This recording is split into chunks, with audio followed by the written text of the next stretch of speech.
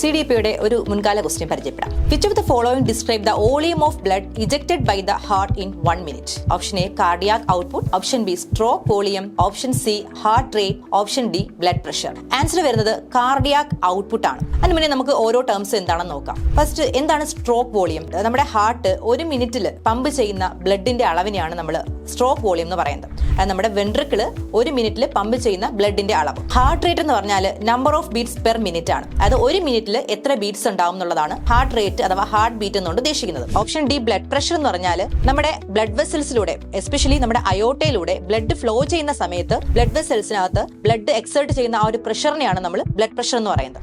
അപ്പോൾ cardiac output എന്ന് പറഞ്ഞാൽ ഈ stroke volume into heart rate ആണ് കാർഡിയാക് ഔട്ട്പുട്ട്. അതായത് ടോട്ടലി പറഞ്ഞാൽ നമ്മുടെ ഹാർട്ട് ഒരു മിനിറ്റിൽ എജക്ട് ചെയ്യുന്ന ബ്ലഡിന്റെ അളവ്, അതാണ് കാർഡിയാക് ഔട്ട്പുട്ട് എന്നാണ് ഉദ്ദേശിക്കുന്നത്.